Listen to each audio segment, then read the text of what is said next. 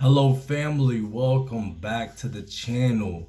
Make Africa great again. You're with your man's King G. Listen, I got a topic today that I want to get into, man. It's talking about mass incarceration. Unfortunately, there's another brother by the name of Sheldon Thomas who just spent 18 years in prison and was falsely arrested. I'm gonna let you guys check out this video. I'm not gonna play the whole video. I'm gonna play bits and parts of this video. Let you guys check it out and see what you guys think, because I want to share some thoughts on what I think. All right, so let's check out this video.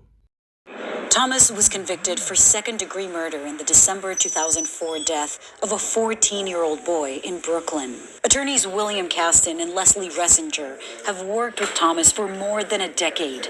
They say the case should have never even made it to trial. How much of his case was based on lies? 100%. From the police interaction to him, every party failed him in the system. In a pretrial hearing, a detective lied, then admitted to lying on the stand, and the case still moved forward. He is arrested based on a photo that is not his. The people involved in decision-making refused to accept the fact that a mistake was made. How can a jury reach a fair verdict? It was rigged from the start. The unit that reviewed his case after years of failed appeals concluded that Thomas was denied due process at every stage and found one of the detectives involved had been harassing Thomas after a prior arrest and lied about knowing him. Did you ever feel like they were targeting you specifically? Most definitely. It was wrong, it was illegal, and they shouldn't have done it. This is why all this burden is placed on me to this day. It should have been the other way around. You're innocent until proven guilty. From my lenses, the way I see life, it's always like that for people like me. For people that look like me, it's always like that.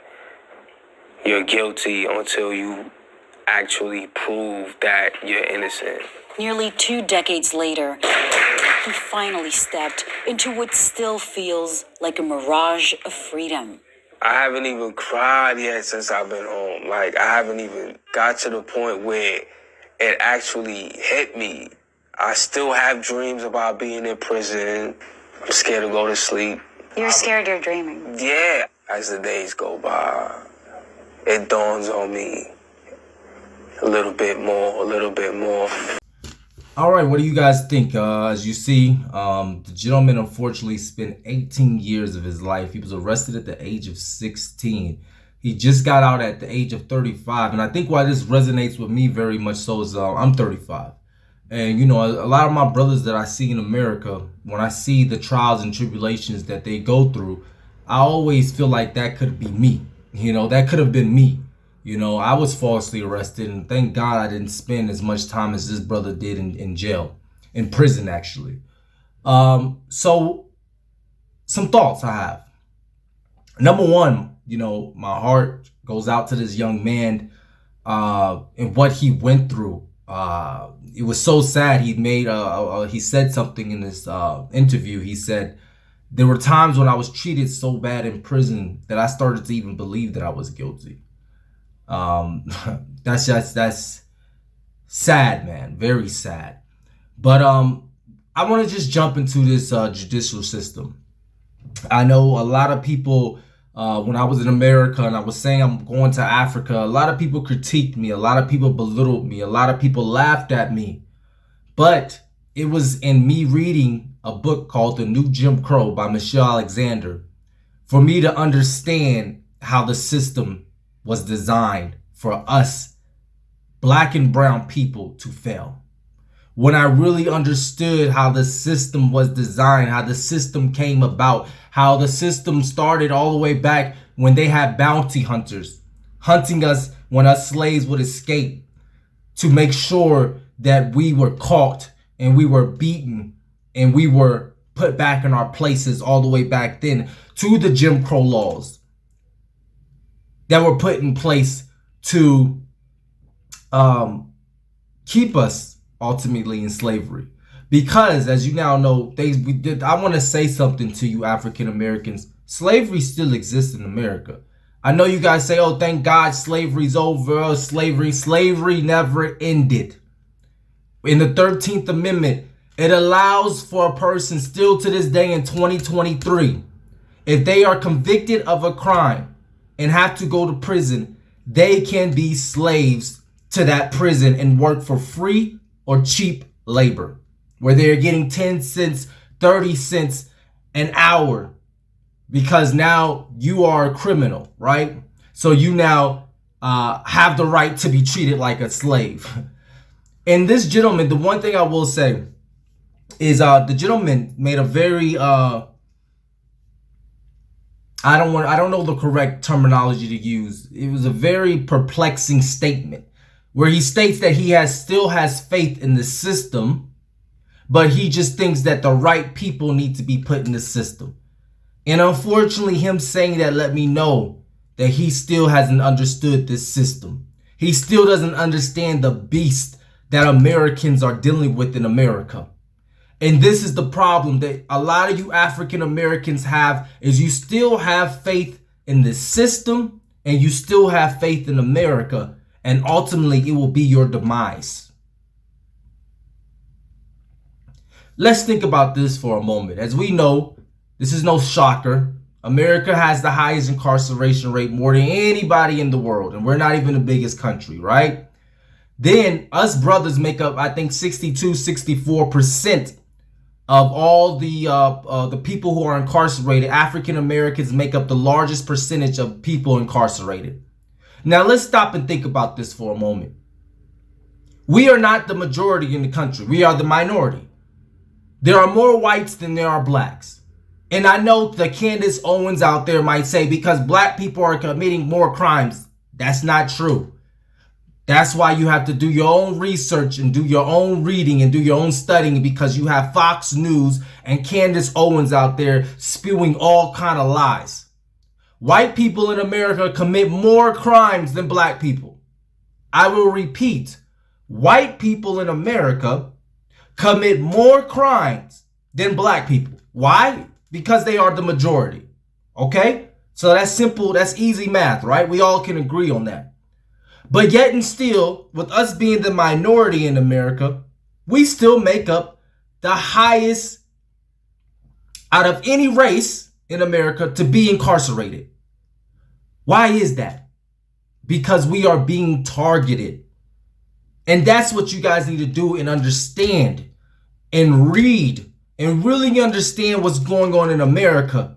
That the system and the justice system is not here to serve and protect you. The gentleman goes on to say in the interview, the woman said you should have been innocent until you were really found guilty. But he says, for our people, it's the other way around. We're guilty until we prove our innocence. And he literally had to sit in prison for 18 years and prove his innocence before they allowed him to go home. Now, mind you, I want to also say this. They sent the brother home with no money. They sent the brother home with no apology. And you guys can't see why brothers like me and Mr. Go Black and other brothers and sisters are running to the continent. Because at the end of the day, Africa is not perfect. I will never sit here and say Africa is perfect. But they don't have a system that is designed to keep us incarcerated, to keep us down. And that's why it's time to leave America. Because the system has always failed us since slavery and up until now. And why I'm passionate about this is because he made another statement in the video. He says his calling now is to help other brothers that he feels are innocent. He met some other brothers that he felt like were innocent that he wants to help prove their innocence. Do you guys realize how many brothers and sisters were arrested from the 1900s to the 1800s who were innocent of the crimes that they were convicted of? And they either died in prison or are still alive rotting in prison. There's a lot. I will tell you, there's thousands of us that this happened to. And why I'm passionate about it, and let me share this with you. The worst feeling you can ever feel, because I've been there, is being incarcerated and knowing you are innocent. Being incarcerated and not knowing when you can get out. And that is why I'm preaching the message I'm preaching, Make Africa Great Again, because these things will not stop. All it takes is a Karen to call the police and say you raped her. All it takes is anybody putting accusations like what happened to me. They just said I looked like a guy who went to his dealership and stole some cars, and I wasn't even there. I was actually at work that day. But all it took was a person from that dealership to identify me, and I just got locked up. And I had to prove my innocence. I spent over $30,000 US proving my innocence. And so I'm passionate about this because I feel for the brothers and sisters who are still behind bars for things they didn't do. Or even brothers and sisters who might have been convicted of minor sentences and got harsh time just because of the color of their skin. This is the reality that we live in. And I had to speak about this because, this Sheldon Thomas is not the first or the last. We know about the exonerated 5, the Central Park 5, the young brothers who they locked up back in New York. And Trump was saying that these boys need to be given the death penalty. This is not the first time or the last. And I don't know what it's going to take for us to wake up in America.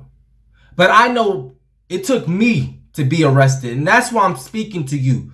Don't let it take for you to be affected by this system or your child to be affected by this system before you do what you know is right for you and your family.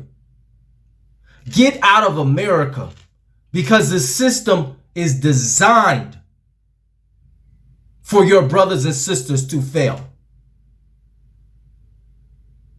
So I just had to share that thought with you because when I watched the interview, I had a lot of emotions going on. And also I want to state this last thing before I get off of here. The gentleman said in the interview that he forgives them. He forgives them. He doesn't want to hold on to that anger and that hate because he doesn't want that to define him. He has to let this go and move on. And he let them know in the court that he forgives them for everything that they've done. Listen, that is the rhetoric that Christianity has put on our people. That is the spell that Christianity has put on our people. Because as me being incarcerated before, I know what happens in there. A lot of our brothers and sisters are in there reading the Bible and converting to Christianity or Muslim or the Nation of Islam. And they don't like the Muslims or the Nation of Islam because those brothers, it's an eye for an eye. But they really want you to convert to Christianity. That's why they push Martin Luther King down our throats as children so that we can convert to Christianity and turn the other cheek. And that's essentially what he was saying, and I didn't agree with it. I don't agree that he needs to forgive them and move on and he wants to put this behind him. No. You can't have that mentality.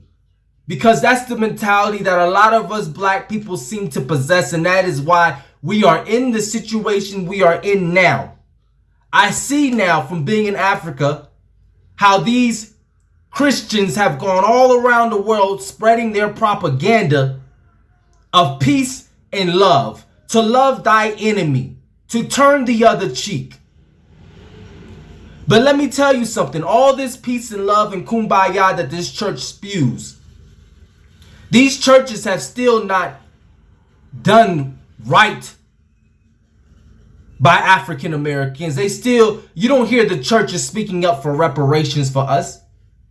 You don't hear the church trying to really create programs to help black people in the inner city. Why are we always the ones to forgive and turn the other cheek? But it was all by design. And for my brother Sheldon Thomas, I'm going to let you know, this was all by design for you to come out and for you to spew love and forgiveness. Sometimes anger can be a good thing. To be fueled, if anger is fueled by the right measures to try to help your brothers and sisters and try to help other African Americans to not go through the same thing you went through. But this love and forgiving thy enemy, I don't buy it. I don't buy it. I still have not forgiven West Palm Beach for what they did to me. Why? Because number one, I don't think I was compensated enough money. And number two, when I learned about Jeffrey Epstein and what he did in Palm Beach County and how they smacked him on the wrist and he was over there molesting young girls, and me educating myself on this system, I can't forgive them. Why? Because I know that the system was designed to try to keep black men like me down. And I can't forgive them. Like, for instance, you guys know when I was falsely arrested for Grand Theft Auto, after I was proven innocent, I went and applied for a job, and the lady said, when we pulled up your criminal record, we saw a Grand Theft Auto case.